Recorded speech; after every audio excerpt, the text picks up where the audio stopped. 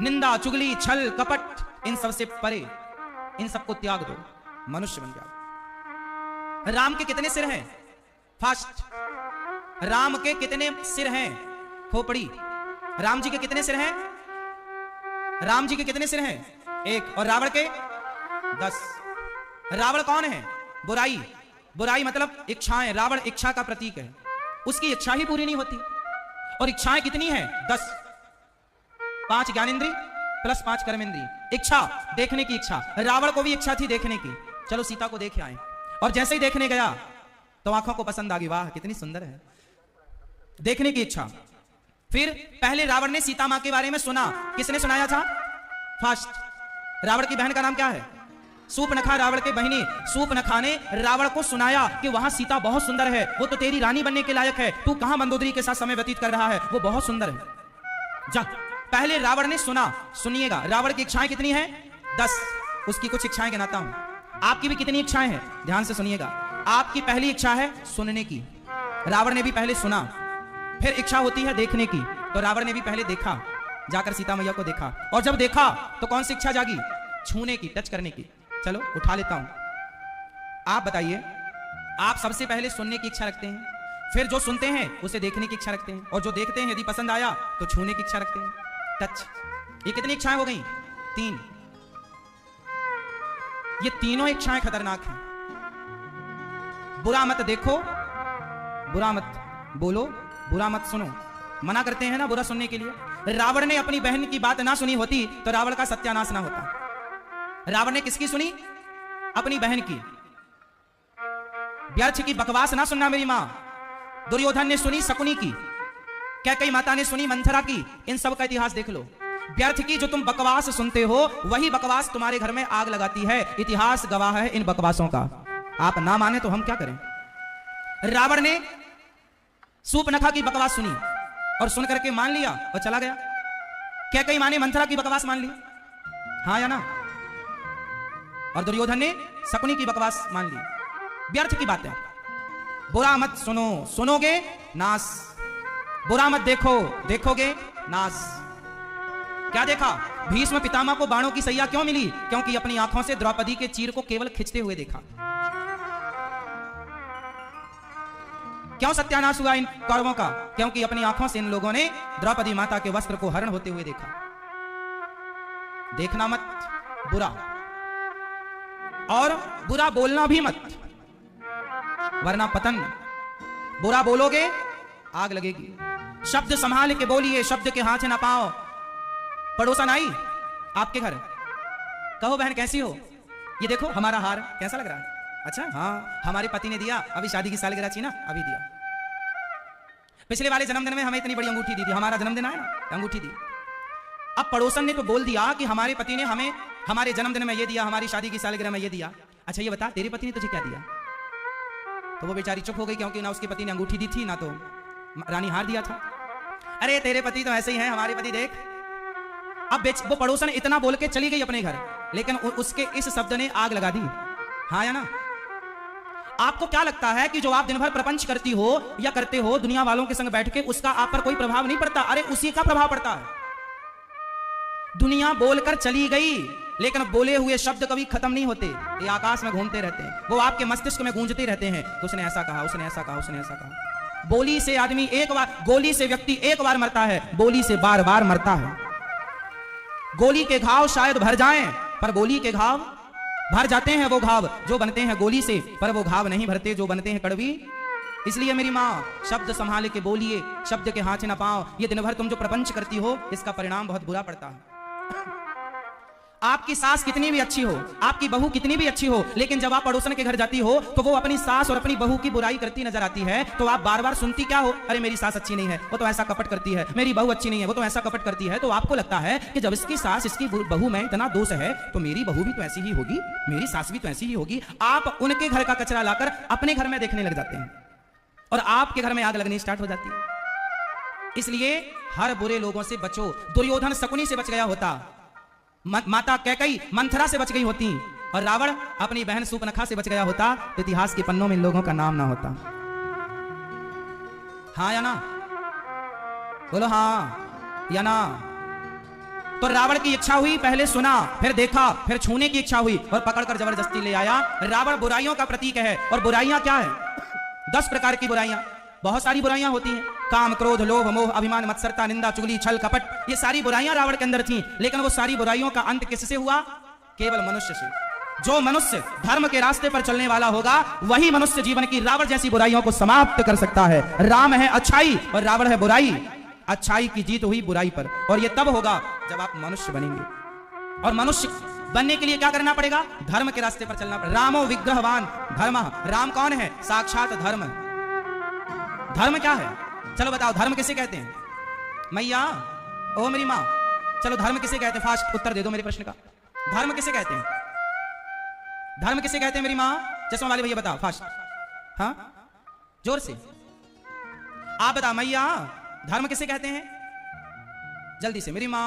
अच्छा, इसके पीछे वाली मैया धर्म किसे कहते हैं? जोर से। उसके पीछे वाली मैया धर्म किसे कहते हैं? मैया, इतने भी धीरे क्या बोलना कि हम सुन ही ना पावे। अच्छा, इस तरफ के भक्त बताएंगे सारे, ये जो बैठे इस तरफ सब भक्त बताओ धर्म किसे कहते हैं? धर्म की परिभाषा क्या है? अब इस तरफ के बताओ। भैया मोबाइल ना चलाओ सरकार। धर्म क्या है? सुनो, दया धर्म का मूल है। दया ही धर्म है। धर्म न दूसर सत्य समाना, आगम निगम पुराण बखाना। सत्य ही धर्म है और परहित सरिस धर्म नहीं भाई, पर पीड़ा सम नहीं अधमाई। तुलसीदास जी ने धर्म की 3 परिभाषाएं दी। धर्म की कितनी व्याख्या की तुलसीदास जी ने? 3। दया को धर्म बताया, परोपकार को धर्म बताया और सत्य को धर्म बताया। इसलिए ये 3 चीज धारण कर लो। कौन कौन सी? सत्य, प्राण जाए पर सत्य न जाए, पहला। दूसरा, प्राण जाए पर दया न जाए। दया, दया। आज इतने निर्दयी हो गए हैं लोग कि मछली खा जाते हैं, मुर्गी खा जाते हैं, देवी देवताओं के नाम पर बकरे की गर्दन काट देते हैं और बोलते हैं कि हम देवी को प्रसन्न कर रहे हैं। अरे भाई, किसी की हत्या करना सही नहीं है। पूरी दुनिया में हिंदू श्रेष्ठ है, क्यों? पूरी दुनिया में सनातन संस्कृति श्रेष्ठ है, क्यों? क्योंकि एक सनातन हिंदू संस्कृति ये कहती है कि अहिंसा ही परमो धर्मः। अहिंसा, किसी को मार देना हिंसा है और किसी को ना मारना अहिंसा है। यदि अहिंसा की बात दुनिया में कोई करता है तो सनातनी लोग करते हैं। कोई और करता है तो बताओ, किसके धर्म में, किसके मजहब और पंथ में अहिंसा की बात होती है? बताइए। सारे लोग अपने त्योहारों में बकरों को काट काट के उनकी बलि चढ़ा चढ़ा करके उत्सव मनाते हैं। पर हमारे यहां दीपावली आई तो दीपक जला के उत्सव मनाया गया। क्या मजाल के किसी बकरे की गर्दन कट जाए? हमारे यहां होली आई तो रंग गुलाल लगाकर उत्सव मनाया गया। क्या मजाल, गलियां तो लाल होती हैं पर बकरों के लहू से नहीं, गुलालों की लाली से लाल होती हैं। ये सनातन है। हमारे यहां अहिंसा ही परमो धर्म का मैसेज है, संदेश है। हमारे यहां हत्या को कोई स्थान नहीं है। इसलिए सारी संस्कृति में सनातन श्रेष्ठ है, क्योंकि सनातन धर्म ही पूरी दुनिया को अहिंसा का मैसेज देता है। वसुधैव कुटुंबकम की बात भारत करता है।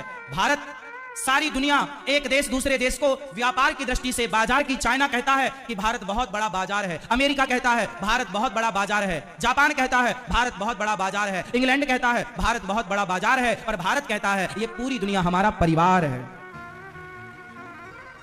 पूरी दुनिया हमारा परिवार, पूरी दुनिया को परिवार मानने वाला सनातनी है साहब, वरना दुनिया तो टुकड़े टुकड़ों में बटी हुई है, मजहब पंथ में बटी हुई है, पर सनातन संस्कृति सबको गले लगाने का काम करती है। इसलिए सनातन संस्कृति सबसे श्रेष्ठ संस्कृति है। तुम हमें क्या बताओगे? बकरे की बलि चढ़ाने वाले, तुम हत्या करने वाले, तुम हमें कौन सा पाठ पढ़ाओगे? हम तो अहिंसा के पुजारी हैं साहब। हमारे यहां भी गलियां लाल होती हैं, आना वृंदावन। होली में परिक्रमा मार्ग में 2-2 फीट, 1-1 फीट लगभग चादर बिछी होती है गुलाल की। पर क्या मजाल के उस गुलाल में एक बूंद किसी का खून हो? पर आने दो लोगों के त्योहार, औरों के नालियों में खून बहता आपने देखा होगा। इसलिए अहिंसा, अहिंसा ही परमो धर्म। हम किसके पुजारी हैं? अच्छा बताओ, दया किसके अंदर होगी? हत्या करने वाला दयालु होगा या हत्या ना करने वाला दयालु होगा? जोर से। तो हत्या करने वाला श्रेष्ठ है या हत्या ना करने वाला श्रेष्ठ है? इसलिए हमारी संस्कृति हमें हत्या करना सिखाती है या हत्या ना करना सिखाती है? बोलो। इसलिए हमारे यहां दया की बात है। दया ही धर्म है, दया धर्म का मूल है, पाप मूल अभिमान, और तुलसी दया ना छोड़िए जब तक घट में प्राण। दया करो।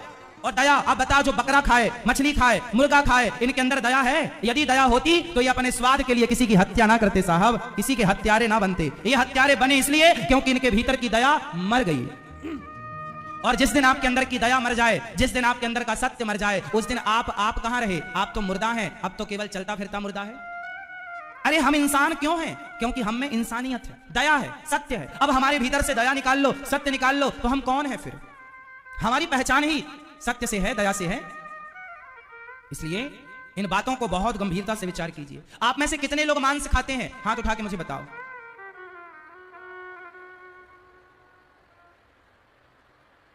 हाथ उठाने का कहा है, मुंह उठाने का नहीं कहा। मैया, खाते तो बहुत लोग होंगे, पर लाज के मारे बेचारे नहीं बता रहे, शर्म के मारे। अच्छा ये बताओ, जो मांस खाते हैं, आप मत उठाओ हाथ, बस मेरा प्रश्न है आप सबसे, जो मांस खाते हैं, आपसे प्रश्न है कि आपके पास ऑप्शन नहीं है क्या? अच्छा, कुछ लोग कहते हैं कि महाराज जी, अन्न में भी तो जान होती है, गेहूं में, चावल में, दालों में, बादाम में, सब में तो एक जान होती है, तब तो वो अंकुरित होता है। तो जान तो सब में है, बकरे में भी जान है, और गेहूं के दाने में भी जान है, मछली में भी जान है, और धान में भी जान है। धान बो दो, फिर से अंकुरित हो जाती है, उसमें चावल होता है। हर जीव में कोई भी बीज हो, चना हो, गेहूं हो, मसूर हो, इत्यादि सब में जान होती है। यहां तक कि फलों में भी जान है, फलों के अंदर बीज है, उस बीज में भी जान है। तो एक प्रश्न होता है कि महाराज जी, मछली में जान, मुर्गा में जान, बकरे में जान, तो फल फूल में भी तो जान है, अनाज में भी तो जान है, तो चाहे वो जान खाएं, चाहे ये जान खाएं ना साहब, अंतर है। एक बात बताओ, ईश्वर ने गाय को बनाया, गाय को मांस परोसिए, क्या गाय मांस खाती है? उत्तर दो, नहीं। कुत्ते को आप मांस परोसिए, खा जाएगा। कुत्ता मांसाहारी है, बिल्ली मांसाहारी है, शेर चीता मांसाहारी है, पर भैंस, बकरी, गाय ये मांसाहारी नहीं है। जब ये भैंस जानवर होकर, घोड़ा जानवर होकर मांस नहीं खाता, घास खाते हैं, वो खाने चीजें जो उनको बनाई गई ईश्वर ने, वो खाते हैं। जब वो जानवर होकर अपना धर्म नहीं छोड़ रहे हैं, तो हम इंसान होकर अपना धर्म क्यों छोड़ दें? एक बार अपने हृदय में हाथ रखकर बताओ, क्या ईश्वर ने आपको मांस खाने के लिए बनाया है, या शुद्ध दाल चावल सब्जी रोटी शाकाहार के लिए बनाया है? मांसाहार, आप मछली को मारते हैं, बेचारी तड़पती है, चीखती है, रोती है, पर गेहूं को आप खा जाइए, ना चीखेगा, ना चिल्लाएगा, ना रोएगा, क्योंकि जो गेहूं है वो हमारी जान की रक्षा के लिए ईश्वर ने उसमें जान भरी है। ईश्वर ने बनाया ही उसे हमारे लिए। इसका परफेक्ट एग्जांपल मैं आपको दूं।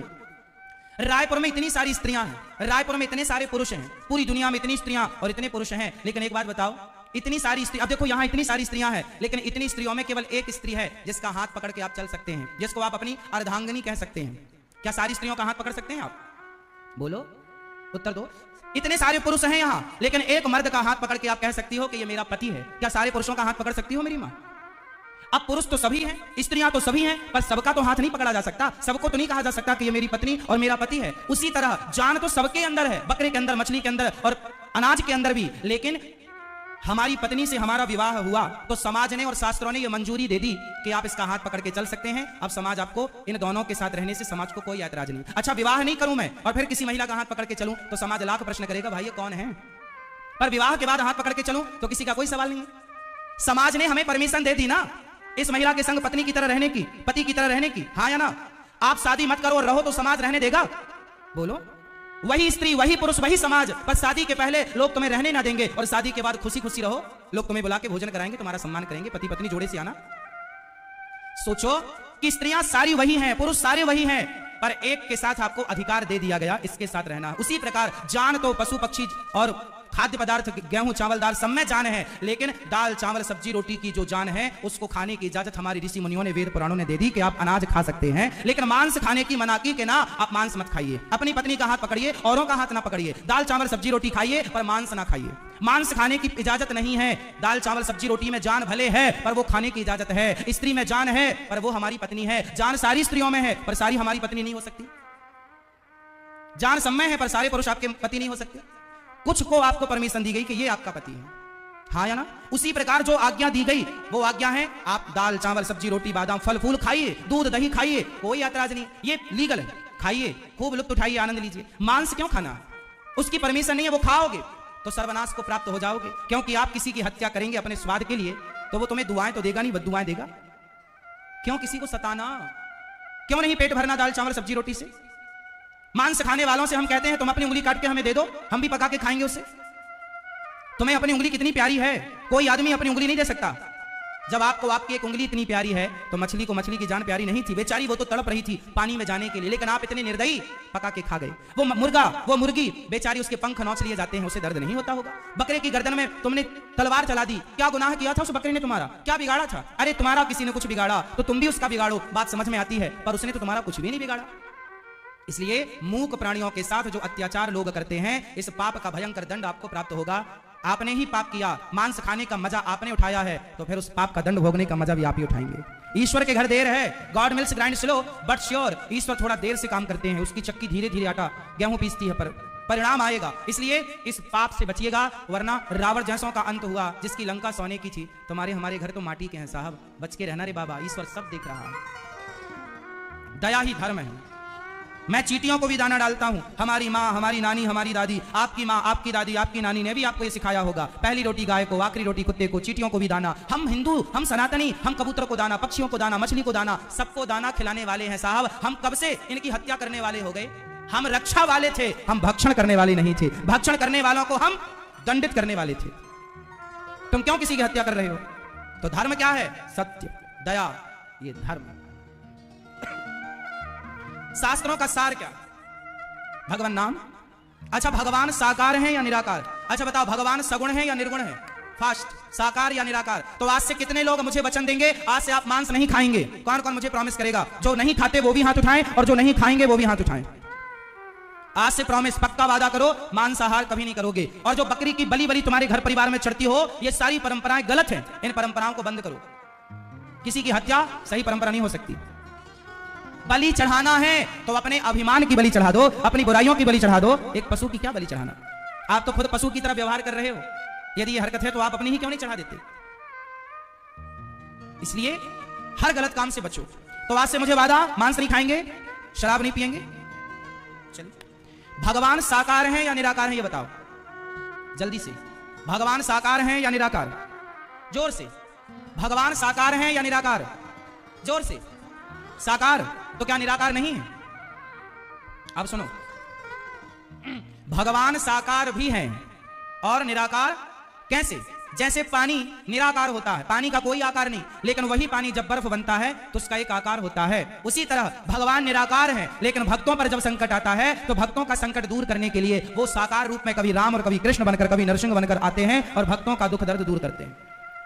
तो जो निराकार हैं वही साकार हैं, और जो साकार हैं वही, इनमें कोई भेद। सगुण उपासक पर हित निरत नीति दृढ़ नेम, ते नर प्राण समान मम जिनके दुज पर प्रेम। सगुण ही अगुण ही नहीं कछु भेदा, लिखा है। सगुण और निर्गुण में कोई भेद नहीं है, ये दोनों तत्व एक है।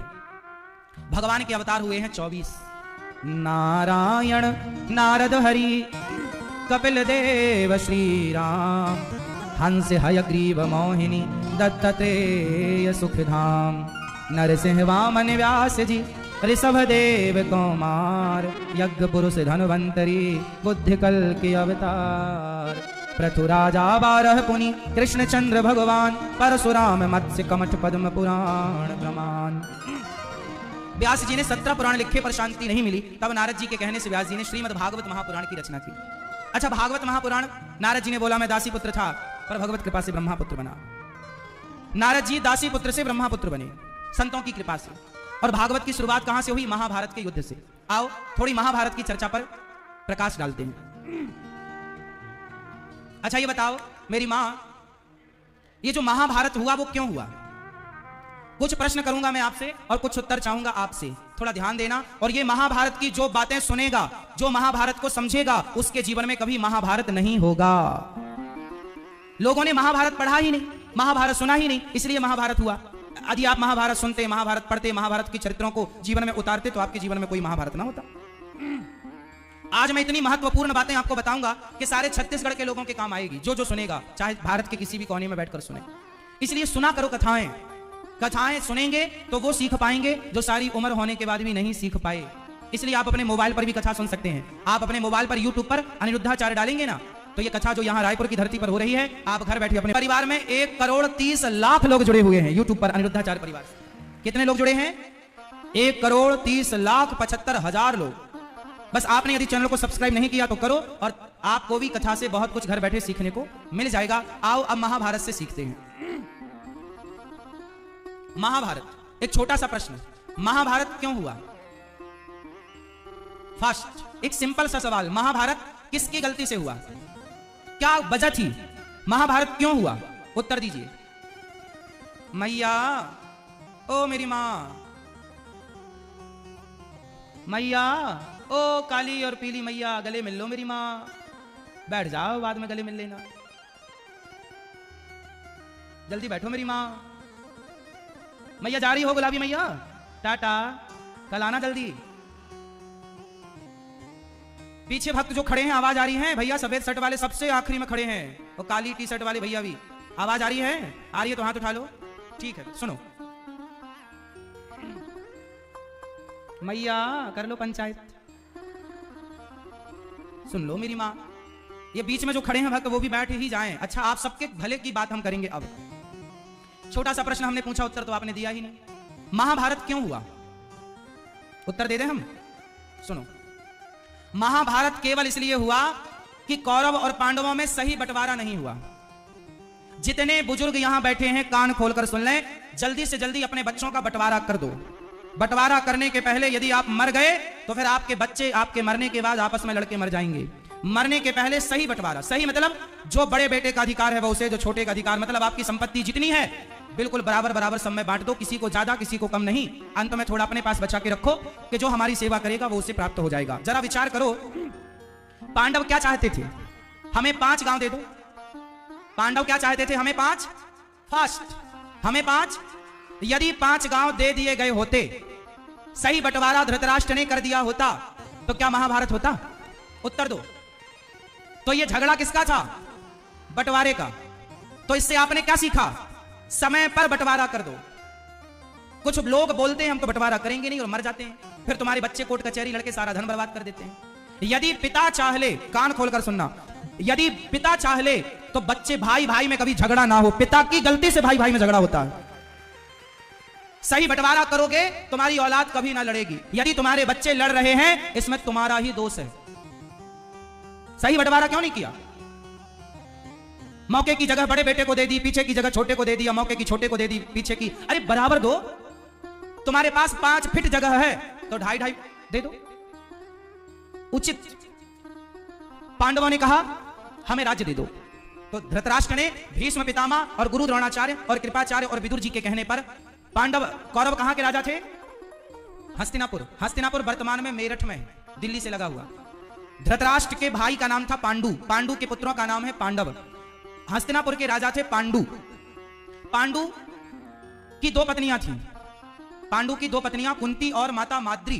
कुंती से 3 पुत्र पैदा हुए, माद्री से 2 हुए।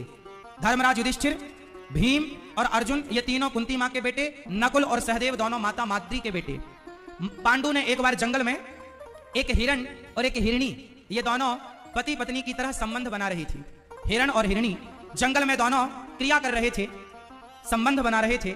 तभी पांडु ने हिरण को मार दिया, और जब हिरण को मारा तो पांडु को श्राप दे दिया उस हिरण ने कि पांडु मैंने क्या बिगाड़ा था तेरा? देखो जरा, आप जो व्यर्थ में हत्या करते हो जीवों की, उसका परिणाम देखना कितना भयंकर होता है।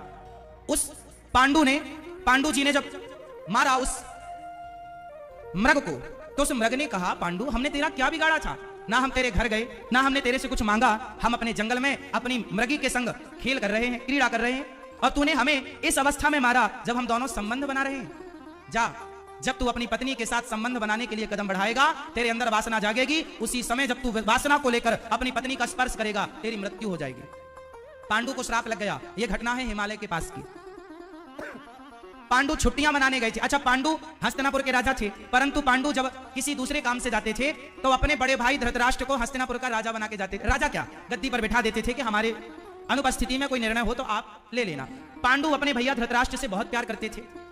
अच्छा, पांडु एक दिन क्या हुआ कि अब वो सन्यासियों की तरह रहने लगे, अपनी पत्नियों को स्पर्श नहीं करते। वो स्पर्श का मतलब है वासना से, ऐसे तो स्पर्श करते, लेकिन वासना लेकर के वो स्पर्श नहीं करते, करते तो मर जाते। एक दिन माता माद्री अपने कपड़े सुखा रही थी, साड़ी पहन रखा, और वो साड़ी गीली थी, और वो अपने कपड़े सुखाने बाहर आई। वो साड़ी उनके शरीर से चिपकी थी, उनका सुंदर सा बदन पांडु के अंदर चला गया, और उस बदन को देखकर उनके अंदर वासना जागी। और जब वासना जागी तो माद्री की ओर बढ़े अपनी पत्नी के साथ संबंध बनाने के लिए, और जैसे पत्नी के पास बढ़े तो पत्नी ने मना किया, स्वामी जी आप इस दृष्टि से मेरे पास ना आओ, आपको श्राप लगा है, आप मर जाएंगे। पांडु बोले कुछ भी हो, आदमी काम से अंधा हो जाता है, सुना होगा कामांध। वासनाएं इतनी प्रबल हैं, छोड़ती कहां है किसी को। पांडु ने पत्नी का स्पर्श किया और पांडु श्राप के कारण मृत्यु को प्राप्त हुए। और पांडु की जब मृत्यु हुई तो पांडु के शरीर के साथ उनकी पत्नी माता माद्री चिता पर जलकर सती हो गई। कुंती बुआ भी सती होने लगी, पर उन्हें रोका गया कि आपके कंधे पर अब ये 5 बच्चों की जिम्मेदारी है। तो 5 बच्चे उस समय, 5 पांडव। तो पांडु हस्तिनापुर के राजा थे, तो इस नियम के अनुसार पांडु के पुत्रों को ही हस्तिनापुर का राजा बनना चाहिए था। सबसे बड़े थे धर्मराज युधिष्ठिर, लेकिन उस समय धृतराष्ट्र को टेम्परेरी राजा बना दिया पांडु ने। अब जब धृतराष्ट्र ने सुना कि पांडु मर गए तो धृतराष्ट्र ने कब्जा कर लिया। अब तो यह गद्दी मेरी है, अब मैं नहीं दूंगा। फिर कहने पर इन्होंने बंटवारा किया, तो बंजर भूमि इंद्रप्रस्थ थी पांडवों को, जो वर्तमान में दिल्ली है। इंद्रप्रस्थ मतलब दिल्ली। अच्छा, पांडवों ने भी वहां पर खूब मेहनत करी और अपने नगर को हरा भरा कर लिया, रहने लग गए। लेकिन फिर षड्यंत्र रचा धृतराष्ट्र ने और जुआ का खेल खेलने के बहाने पांडवों को बुलाया, और जो जुआ हुआ था उस जुए में पांडवों का सारा धन जीत लिया गया। हस्तिनापुर के उस स्थान पर जब द्यूत क्रीड़ा हुई, इसलिए आपसे मैं कहता हूं कभी जुआ ना खेलना। कौरवों का सर्वनाश हुआ और पांडवों का सारा राज्य छिन गया जुआ के कारण। जुआ जिसने खेला सर्वनाश हुआ, इतिहास उठा के देख लो। आप खेल रहे हैं तो अगली बारी आपकी, अब आपका नंबर। अब क्या हुआ, अब ध्यान से सुनो। अब हुआ ये कि पांडव जुआ में हार गए सब कुछ। आखिरी दांव लगाया गया कि द्रौपदी, यदि एक तरफ द्रौपदी है और एक तरफ इंद्रप्रस्थ की सारी संपत्ति है, यदि ये दांव जीत गए धर्मराज तो तुम्हारा राज्य वापस, और हार गए तो द्रौपदी हमारी दासी। धर्मराज युधिष्ठिर ने यह दांव खेला, और वो दांव चूंकि शकुनी ने जो पासे फेंके वो शकुनी के बाप की हड्डियों के पासे थे, वो सिद्ध पासे थे, वो शकुनी के पक्ष में जाने वाले पासे थे। तो शकुनी जीत गया और वो दांव पांडव हार गए। और भरी सभा में द्रौपदी को घसीटकर दुशासन, जो दुर्योधन का छोटा भाई था, दुशासन लेकर के आया। भरी सभा में जब द्रौपदी के बाल पकड़कर खींचा गया, द्रौपदी ने सबसे प्रार्थना की, बचाओ बचाओ बचाओ। कोई ना आया। याद रखिएगा मेरी मां, संसार में कितने भी लोग अपने हों, लेकिन काम भगवान ही आएंगे। द्रौपदी ने जब बुलाया तो कोई भी अपना नहीं आया, सब थे वहां पर। गांडीवधारी अर्जुन थे, गदाधर भीम थे, भालाधर युधिष्ठिर थे, गुरु द्रोणाचार्य, पितामह भीष्म जैसे दिग्गज बैठे थे, लेकिन कोई काम ना आया एक भगवान के सिवा। इसलिए जगत को बुलाने में समय ना गवाओ, सीधा जगन्नाथ को बुलाओ, सीधा भगवान पर विश्वास। द्रौपदी ने सबको बुलाया, कौन सुना? द्रौपदी को लाया गया, न्याय मांग रही है। अब देखिए धृतराष्ट्र का धर्म क्या था। आपकी बहू की साड़ी उतर रही हो तो क्या आपका धर्म नहीं है ससुर होने के नाते कि आप अपनी बहू, और ससुर छोड़ो, उस समय आप राजगद्दी पर बैठे हैं और राजा का धर्म है। आप प्रश्न करते हो ना कि राम ने सीता मां को त्याग क्यों दिया। अरे राम को सीता मां पर कोई दिक्कत नहीं थी, राम राजा थे और राजा का धर्म होता है प्रजा की बात सुनना। राम जी प्रजा की बात ना सुनते, परिवार की बात सुनते, तो परिवार की बात सुनने वाला धृतराष्ट्र था, जो भरी सभा में बहू पुकारती रही और धृतराष्ट्र ने प्रजा की बात नहीं सुनी, परिवार की बात सुनी। आप कैसा राजा चाहते हैं? एक राजा है धृतराष्ट्र और एक राजा है राम। राम वो राजा हैं कि प्रजा की खुशी यदि है कि सीता मां को त्याग दो। मैं इस पर बात आगे करूंगा कि राम जी ने सीता मां को क्यों त्यागा और उसमें मूल कारण क्या था, इस पर मैं आगे बात करूंगा। चूंकि मैं राम जी के ननिहाल में बैठा हूं तो बात तो बनती है। ये राम, ये कौशल्या मां की नगरी है, आपको पता है ना। हम ये छत्तीसगढ़ और ये पूरा क्षेत्र कौशल्या मां की नगरी है। ये कौशल्या, हम कौशल प्रदेश में बैठे हैं। ये एक समय पर कौशल प्रदेश हुआ करता था। हम राम जी के ननिहाल में बैठे हैं, हाँ या ना। तो राम जी पर चर्चा हम करेंगे, सारी चर्चाएं राम जी से जुड़े जितने भी संदेह हैं समाज में, वो सारे मैं क्लियर करके जाऊंगा यहां से। राम जी ने सीता मां को क्यों निकाला, राम जी ने बाली को छिप करके क्यों मारा, राम जी को 14 वर्ष का ही वनवास क्यों हुआ, राम जी ने अपने पिता दशरथ जी का अंतिम संस्कार क्यों नहीं किए, इत्यादि। राम जी पर बहुत सारे प्रश्न हैं, उन प्रश्नों पर हम चर्चा करेंगे, पर अभी हम पांडवों पर चर्चा कर रहे हैं। आप बताइए, द्रौपदी कह रही है कि मुझे न्याय दो, तो क्या वहां राजा का धर्म ये नहीं था कि वो द्रौपदी को न्याय दिलाए? बताइए, उस समय राजा कौन? धृतराष्ट्र। तो धृतराष्ट्र जैसे राजा को अपने बच्चों को दंडित करना चाहिए कि नहीं? आप इसलिए दंड नहीं देते कि ये मेरा बेटा है, अरे बेटा नालायक है, तो क्या आप उसके भी पक्षधर बनेंगे? यदि नालायक बेटा के पक्षधर ना बने होते धृतराष्ट्र, तो धृतराष्ट्र के 100 पुत्रों का नाश ना होता। एक पर एक्शन लेते ना तो 99 सलामत रहते, एक के चक्कर में 99 मारे गए। जब भरी सभा में द्रौपदी को कोई ना बचाया, तब द्रौपदी की साड़ी खींचता गया दुशासन। तब द्रौपदी ने कहा, दुशासन मैं तुझे श्राप देती हूं। धृतराष्ट्र, आपके पुत्रों को यह द्रौपदी श्राप देती है। और जैसी श्राप की बात सुना तो धृतराष्ट्र जो अंधे थे, ना ना ना बहू, बेटा बेटा बेटा श्राप मत दो। उसे पता था धृतराष्ट्र को कि ये पतिव्रता नारी है, सर्वनाश कर देगी। उसी क्षण जला के राख करने की ताकत थी द्रौपदी के अंदर। सारे कौरवों को जलाकर भस्म कर देती माता द्रौपदी, श्राप देने को तैयार। हाँ हाँ, मैं तुम्हारे पतियों को तुम्हारा राज्य वापस करता हूं, तुम्हारा सारा जो जीत लिया दुर्योधन ने सब वापस कर, ये कहा लिखा महाभारत में सब चीजें, सब वापस करता हूं, बोला धृतराष्ट्र ने। बाद में फिर शकुनी के कहने पर 12 साल का वनवास और 1 वर्ष का अज्ञातवास व्यर्थ में ही पांडवों पर थोप दिया गया कि 12 साल का वनवास पूरा करके आओगे, 1 वर्ष का अज्ञातवास पूरा करके आओगे, तब तुम्हें तुम्हारा राज्य जो हस्तिना, जो इंद्रप्रस्थ है, वो तुम्हें दे दिया जाएगा। अब इंद्रप्रस्थ तो पांडवों का ही था, 12 साल का वनवास भी पूरा कर लिया तुम्हारे कहने से, 1 साल का अज्ञातवास भी पूरा कर लिया, अब तो तुम्हें दे देना चाहिए ना उनका राज्य, पर नहीं दिया। जो व्यक्ति जरूरत से ज्यादा लालच करता है उसका परिणाम दुर्योधन जैसा होता है। जो अपनी भाई की संपत्ति हड़पना चाहता है उस भाई का कभी कल्याण नहीं होता। आप अपने भाई की भी संपत्ति क्यों हड़पें? भाई की संपत्ति हड़पना चाहा दुर्योधन ने, सर्वनाश हुआ, रोने वाला कोई ना बचा। आप भी सोचते हैं कि मुझे मेरे भाई का धन मिल जाए, ना साहब, अपना रखो ईमानदारी से। लाख किसी का हो, व्यर्थ का हम किसी का भाई का क्यों लें? सही बंटवारा होता, पांडवों का अधिकार उन्हें दे दिया गया होता, तो कभी महाभारत ना होता। बताइए क्या वजह थी महाभारत की? झगड़ा किसका था? बंटवारे का था। तो आप लोगों से हाथ जोड़ के कहता हूं, जितने बूढ़े बैठे हैं, दाढ़ी मूछें जिनकी पक चुकी हैं, आपने बंटवारा कर दिया बच्चों का? कितने बच्चे हैं? 3। कर दिया बंटवारा? नहीं, समय पे कर देना, मरने के पहले। कहीं बिना बंटवारा किए मर गए तो वो आपस में लड़के मरेंगे। समझ में आ रही है बात? भाइयों का बंटवारा उचित, अनुचित बंटवारा ना करना। बड़े का अधिकार बड़े को, छोटे का छोटे को। और माँ बाप कई बार पक्षपात करते हैं, बड़े को ज्यादा या छोटे को ज्यादा या मझले को ना। तुम अपने पास रखो कुछ जमीन जायदाद, जो तुम्हारी सेवा करे वो अंत में, बाकी बंटवारा बराबर कुछ अपने पास रख लो, जो सेवा करे बाद में वो भले उसका अधिकारी बन जाए। और माँ बाप जो ये गलती करते हैं ना, बड़े बेटे से ज्यादा प्यार, छोटे से कम, या मझले से ज्यादा तो इससे कम, या इससे ज्यादा तो मझले से कम। देखो जितने बच्चे हैं सबको बराबर स्नेह करो, प्यार करो, बराबर का सब कुछ दो। और बच्चे भी चाहे, बच्चों को भी चाहिए कि तुम भले 4 भाई हो पर अपने माँ बाप की सेवा खूब प्रेम से करो, खूब ख्याल रखो, संपत्ति पर ही नजर ना गड़ाए रखो, माँ बाप की भी सेवा करो। ये बच्चों को भी मैं कहूंगा कि आप माँ बाप की संपत्ति, मैं तो कहता हूं कथाओं में कि माँ बाप की संपत्ति लेने की जरूरत नहीं, आप इतने काबिल बनो, अपने आप को काबिल बनाओ कि जो संपत्ति माँ बाप की उससे ज्यादा आप अपनी मेहनत से बना लो, किसी से लेने की क्या जरूरत है। फिर भी जो न्याय संगत बात है वो मैंने की कि जो भाई भाई का झगड़ा ना हो। चलिए, तो महाभारत होने का पहला कारण कि भाई भाई का बंटवारा नहीं हुआ। अब दूसरा कारण, महाभारत होने का दूसरा कारण क्या है? महाभारत होने का दूसरा सबसे बड़ा कारण क्या है? उत्तर, सबसे बड़ा कारण दूसरा, गांधारी मां की आंखों की पट्टी। महाभारत होने का दूसरा कारण गांधारी मां की आंखों में बंधी हुई जोर से पट्टी। ये पट्टी कौन सी? द्रौपदी मां, गांधारी मां ने आंखों की पट्टी एक बार उतारी है। ये बात किस किस को पता है? गांधारी मां ने एक बार अपनी आंखों की पट्टी उतारी। कब? जब 99 बेटे मर गए। दुर्योधन, कल तू सारे कपड़े उतार के आना, मैं तुझे अपनी आंखों से देखूंगी, तू वज्र का हो जाएगा। मां गांधारी ने अपने दुर्योधन को बचाने के लिए पट्टी उतार दी। मां गांधारी से पूछना कभी मिल जाए तो, मां आपने पट्टी उतारी तो सही है पर देर बहुत लगा दी। आपने यदि द्रौपदी की रक्षा के लिए पट्टी उतारी होती ना मेरी मां, और द्रौपदी की रक्षा के लिए पट्टी उतारी होती तो दुर्योधन की रक्षा के लिए पट्टी उतारने की जरूरत ही ना पड़ती।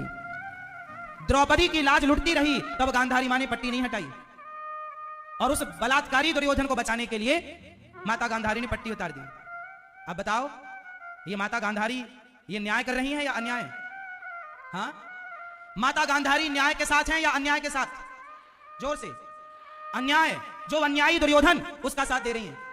इसलिए आप जितनी माताएं हो, आपकी औलाद यदि गलत करे तो आंखों में पट्टी मत बांधे रहिएगा। बेटा ही क्यों ना हो, गलत है तो उसे डांटिए, समझाइए, दंडित कीजिए। यदि आपने दंड सही वक्त पर नहीं दिया तो आपकी औलाद दुर्योधन बन जाएगी। और फिर बाद में आंखों की पट्टी उतरी भी तो का बरसा जब कृषि सुखानी। देर हो गई, फिर पट्टी उतरी तो उस पट्टी उतारने का भी तो कोई फायदा नहीं मिला। समय रहते निर्णय लेना सीखो। बच्चे बिगड़ते हैं, उसमें सबसे बड़ी लापरवाही होती है माओ की। माएं बच्चों को जो सिर पे चढ़ा लेती हैं ना। दुर्योधन को बिगाड़ने में किसका हाथ है? गांधारी। और दुर्योधन का पिता धृतराष्ट्र, गांधारी, दोनों कम नहीं है। कोल्हू के बैल यही हैं। जब तुम्हारी औलाद बिगड़ रही थी तब तुम कहां थे? बच्चे डायरेक्ट नहीं बिगड़ जाते मेरी मां, बिगड़ते हैं तो गलतियां करते हैं, वो आपको देखनी पड़ती हैं। उसी वक्त यदि आपने उनका इलाज कर दिया तो बच्चे सुधर जाएंगे। बच्चे तो बच्चे हैं ना, उन्हें थोड़ी पता कि क्या सही और क्या गलत है। दुर्योधन तो कठपुतली थी, उसे तो शकुनी ने नचाया। और ये माता गांधारी, तुम अपने भाई को घर में क्यों बिठाई? मारो इसे, भगाओ इसको, दुष्ट को। ज्यादा साला साला नहीं किया करो, ले डूबा साला। अब बताओ ये कैसा साला था? यही रहता था जीजा के घर में। अपना भी घर जा, संभाल काम धाम वहां। ये शकुनी जाता ही नहीं था, दिन रात पड़ा जीजा के घर। ऐसे सालों से भी सावधान, शकुनी टाइप के। दहेज की सारी चीजें अच्छी नहीं होती, ये दहेज में आया था। जब आप दहेज मांगते हो ना इतना सारा, मांगा मत करो, सत्यानाश कर देगा ये दहेज। वहां मंथरा भी दहेज में आई थी माता कैकेयी के साथ, और यहां ये भी दहेज में आया था। दहेज की चीजें अपनी मेहनत से बनाओ साहब। और धृतराष्ट्र गांधारी, ये मेरा भैया है, भैया ने नाश करा दिया। इसलिए विचार बुद्धि से काम लेना चाहिए, विवेक से काम लेना चाहिए। माता गांधारी ने आंखों में पट्टी बांध, सुनिए आपके लिए चाणक्य जी क्या लिख रहे हैं। माता शत्रु पिता वैरी ये न बालो न पाटिता न शोभते सभा मध्य हंस मध्य वको यथा। वो माता पिता दुश्मन हैं अपने बच्चे के, जो माता पिता अपने बच्चों को संस्कारवान नहीं बनाते। यदि आपने अपने बच्चों को बैंक बैलेंस दिया, प्रॉपर्टी दी, पैसा दिया, जमीन जायदाद दी और संस्कार नहीं दिए, तो आप दुश्मन हैं अपने बच्चों के। माता शत्रु पिता वैरी, वो माँ बाप दुश्मन हैं जो अपने बच्चों को संस्कार नहीं देते। क्यों नहीं दिया? आपने दिया है तो आप माँ बाप को प्रणाम, और नहीं दिया तो संस्कार दीजिएगा। ज्यादा नहीं तो कम से कम इतने संस्कार तो दो मेरी माँ कि बुढ़ापे में तुम्हारा बेटा तुम्हें गिलास भर पानी देता रहे, सम्मान से तुम्हें रोटियां देता रहे, तुम्हें तुम्हारी उपेक्षा ना करे। इतने संस्कार तो देना, वो समाज के काम भले ना आए, अपने माँ बाप के काम आ जाए। इतने संस्कार तो देके रखना अपनी औलादों को, हाँ या ना? तो महाभारत की दूसरी वजह गांधारी की आंखों की पट्टी। आप लोग भी पट्टी उतार लेना। तुम्हारा बेटा लापरवाही करता है, बेटा कितना प्यारा हो उसे सिर पे बिठाना ना चाहिए, और बेटी कितनी सुंदर हो उसे घर घर घुमाना ना चाहिए। ये सब तुम्हारे लिए कही गई बातें हैं, मान लो तो कल्याण है। आजकल बेटियों को जो लोग घर घर घुमाते हैं, ये मेरी बेटी मेरी बेटी मेरी बेटी, कही गई बातों पर ध्यान करो। बच्चे इतनी लाड़ प्यार ना दो, बच्चों को खूब प्यार करना चाहिए। प्यार की जगह प्यार, लाड़ की जगह लाड़, और जहां डांटने का समय है वहां डांटो भी। भय अबिनु हो ही न प्रीत, सिर पे चढ़ाओगे छानी में होरा भूंजेगा।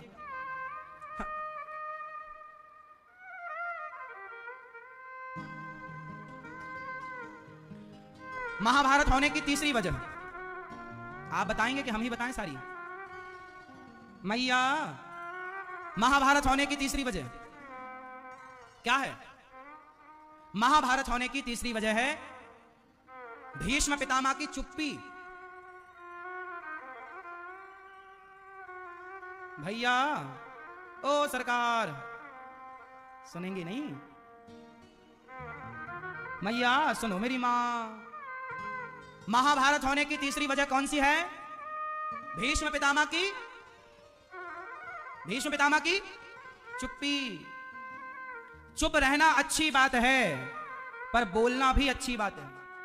वहां चुप रहो जहां चुप रहने की जरूरत है, और वहां बोलो जहां बोलने की जरूरत है। जब द्रौपदी की लाज लुट रही थी, दुशासन साड़ी खींच रहा था, उस समय पितामह को जाकर 2 थप्पड़ मारना चाहिए था दुशासन को।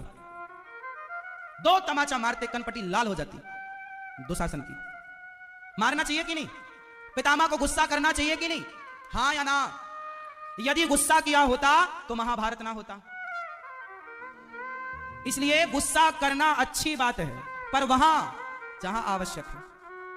पितामह ने गुस्सा नहीं किया तो महाभारत हुआ, और पितामह ने गुस्सा नहीं किया तो पितामह को बाणों की सैया पर लेटना पड़ा। हाँ या ना? मैया जा रही हो? गुस्सा हो गई क्या? टाटा। अच्छा बैठ, आ रही है? हमें लगा जा रही है। अच्छा, यहां से भी रास्ता आ गया, ठीक है। हमें लगा गुस्सा हो गई पितामह के बारे में कुछ। पितामह भगवान के सबसे श्रेष्ठ भक्त हैं, पितामह जैसा कोई नहीं। पर पितामह की गलती, उनकी अच्छाइयां करोड़ों हैं, पर यह भी गलती है चुप रहे। आप भी वहां चुप मत रहा करो जहां आपको बोलने की